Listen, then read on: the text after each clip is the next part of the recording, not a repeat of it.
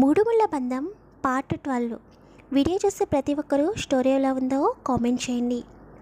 స్టోరీలోకి వెళ్ళిపోదాం. వైష్ణవి గుడికి వెళ్ళిందని విక్రమాదిత్య వైష్ణవి దగ్గరికి కారులో వస్తూ ఉంటాడు. విక్రమాదిత్య ఆఫీస్కి వైష్ణవి ఇంటికి దాదాపు జర్నీ 1 అవర్ పడుతుంది. వైష్ణవి గుడిలో కూర్చుందే కానీ తన మనసులో ఎన్నో ప్రశ్నలు మెదులుతూ ఉన్నాయి. రిత్విక్ తనని ప్రేమించానని చెప్పడం, రిత్విక్ పైన ఇష్టం కలుగుతుంది తప్ప అది ప్రేమగా మారుతుందా అనే విషయం గురించి ఒక పక్కన ఆలోచిస్తూ ఉండగానే మరోపక్క విక్రమాదిత్య గుర్తుకు వచ్చి రేపటి నుండి విక్రమాదిత్యతో తన ప్రయాణం ఎలా ఉంటుందా అని భయపడుతూ ఉంటుంది. వీటన్నింటి గురించి ఆలోచించడం వలన గత 3 రోజుల నుండి వైష్ణవి సరిగ్గా ఫుడ్ తినదు.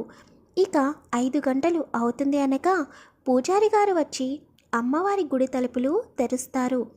అదే సమయానికి విక్రమాదిత్య కూడా గుడికి రీచ్ అవుతాడు. పూజారి గారు రావడం చూసిన వైష్ణవి నెమ్మదిగా లేచి పూజారి గారి దగ్గరికి వెళ్తుంది. పూజారి గారు గర్భగుడిలో అమ్మవారిని అలంకరిస్తూ ఉంటారు. విక్రమాదిత్య ఎప్పుడూ కూడా గుడికి రాడు.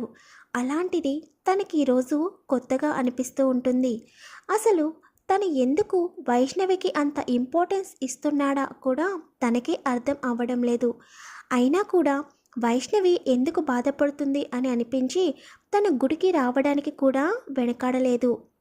వైష్ణవి ఫాలో చేస్తున్న వ్యక్తి విక్రమాదిత్యకు వైష్ణవి గుడికి వచ్చిందని అడ్రస్ చెప్పడం వలన విక్రమాదిత్య వైష్ణవి వచ్చిన గుడికి పూజారి గారు వచ్చే సమయానికి వచ్చేస్తాడు. విక్రమాదిత్య నెమ్మదిగా వెళ్ళి వైష్ణవికి ఎదురుగా నుంచుంటాడు. కానీ వైష్ణవి అవేమీ పట్టించుకునే స్థితిలో లేదు. తన మనసంతా ఎంతో గందరగోళంగా ఉంది. గర్భగుడిలో ఉన్న అమ్మవారిని చూస్తూ ఉంటుంది. పూజారి గారు లోపల నుండి వచ్చి వైష్ణవి దగ్గర ఉన్న పూజా సామాగ్రి తీసుకుని ఎవరి పేరు మీద అర్చన చేయించాలి అని అడుగుతాడు. ఈ ప్రపంచంలో తన మంచి కోరుకునేది ఒక రిత్విక్ మాత్రమే.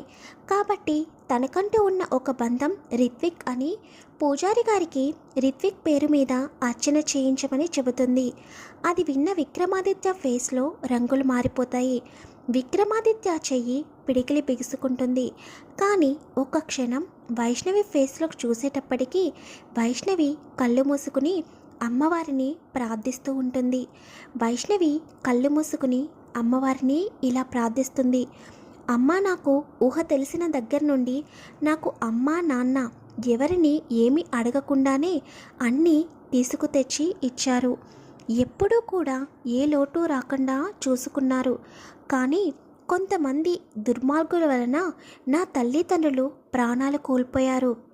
వాళ్ళ బారి నుండి తప్పించుకొని నేను చాలా దూరం పారిపోయి వచ్చాను. నాకు ఎప్పుడూ కూడా ఆ దుర్మార్గులు కంట పడకూడదు. అలాగే ఆ దుర్మార్గుల కంట నేను పడకుండా చూడు తల్లి. ఇక నా జీవితం అనేది ఎటుపోతుందో అస్సలు తెలియడం లేదు. రేపటి నుండి నన్ను బాగా ద్వేషించే వ్యక్తి దగ్గర నేను జాబ్ చేయబోతున్నాను. నా తల్లిదండ్రుల తర్వాత నా పట్ల ఎవరైనా ప్రేమగా ఉన్నారంటే అది ఒక్క రిత్విక్ మాత్రమే.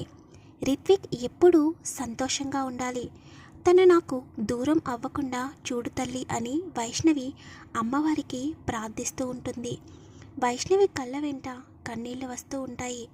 అది గమనించిన విక్రమాదిత్య వైష్ణవి బాధకు తనే కారణం అని అనిపించి వైష్ణవి దగ్గర నుండి కొంచెం దూరంగా వచ్చి నిలబడి, నా లైఫ్లో నేను ఎవరికైనా సారీ చెప్పాలనుకుంటే అది చెప్పవలసిందిగా ముందు నీకే వైష్ణవి.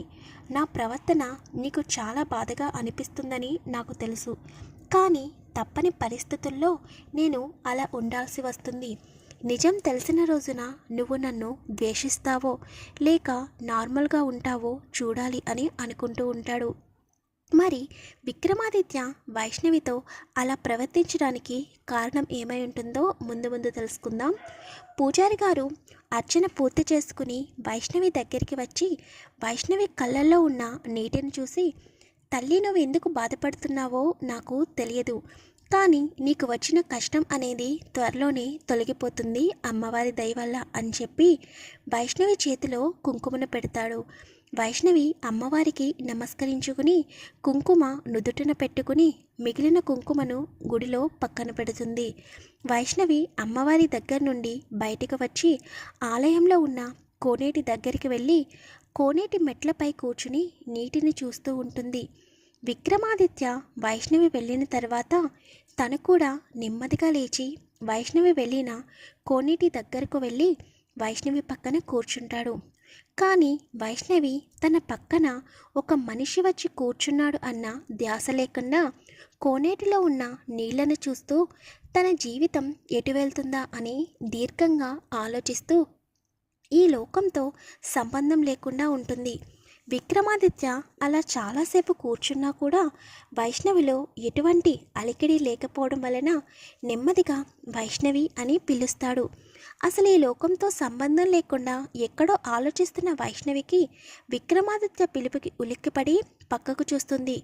చూడగానే తన పక్కనే ఉన్న విక్రమాదిత్యను చూసి ఆశ్చర్యపోతుంది.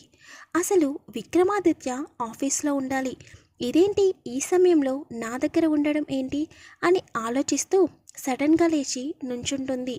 వైష్ణవి కంగారుగా లేచేటప్పటికీ స్టెప్ మీద నుంచి కిందకి పడిపోతుండగా వెంటనే విక్రమాదిత్య లేచి వైష్ణవి చేతిని పట్టుకుని మరొక చేతితో వైష్ణవి నడుము చుట్టూ చేతిని వేసి వైష్ణవి పడిపోకుండా పట్టుకుంటాడు. కానీ అవేమీ పట్టించుకునే స్థితిలో లేదు వైష్ణవి. అసలు విక్రమాదిత్య తన ఎదురుగా ఉన్నాడని నమ్మలేకపోతుంది. వైష్ణవి తడబడుతూ మీరేంటిక్కడ అని అడుగుతుంది. దానికి విక్రమాదిత్య ఈ గుడి నువ్వేమన్నా కట్టించావా? నీకు మాత్రమే పర్మిషన్ ఉందా? ఈ గుడిలోకి ఇంకెవరూ రాకూడదా అని వెటకారంగా అంటాడు. అతని మాటల్లో వెటకారం గమనించిన వైష్ణవి నేను ఆ ఉద్దేశంతో అనలేదు, మీలాంటి రాక్షసుడు గుడికి కూడా వస్తారా అని అనగానే విక్రమాదిత్య వైష్ణవి వైపు సీరియస్గా చూస్తాడు. అంటే నీ కంటికి నేను రాక్షసుడిలాగా కనిపిస్తున్నానా అని గట్టిగా అనగానే ఆ అరుపుకి భయపడిన వైష్ణవి అప్పుడు గమనిస్తుంది విక్రమాదిత్య చెయ్యి తన నడుముపై ఉండడం. వెంటనే వైష్ణవి విక్రమాదిత్యను బలంగా నెట్టేస్తుంది. అది ఊహించని విక్రమాదిత్య ఏదో మాట్లాడుతుండగానే వైష్ణవి తను నెట్టేయడం చూసి హౌ డేర్ యూ అని అనగానే అసలు మీకు బుద్ధుందా, ఇది గుడి అనుకుంటున్నారా లేక అని అనగానే అప్పుడు గుర్తొస్తుంది విక్రమాదిత్యకు ఇప్పటి వరకు వైష్ణవిని తనను పట్టుకుని ఉన్నాడని. కానీ తను ఎందుకలా పట్టుకున్నాడో వైష్ణవికి చెప్పాలని అనుకునేలోపే వైష్ణవికి కాల్ వస్తుంది. వైష్ణవి సీరియస్గా విక్రమ్ని చూసి కాల్ ఆన్సర్ చేసి విక్రమాదిత్యకు దూరంగా వెళ్ళి మాట్లాడుతుంది. వైష్ణవికి ఎవరు కాల్ చేశారనేది రేపటి ఎపిసోడ్లో తెలుసుకుందాం. ప్లీజ్ వీడియోని లైక్ చేయండి, షేర్ చేయండి, ఛానల్ని సబ్స్క్రైబ్ చేసుకోండి. స్టోరీ ఎలా ఉందో ప్రతి ఒక్కరూ కామెంట్ చేయండి. ఈవినింగ్ ఇంకొక ఎపిసోడ్ వస్తుంది.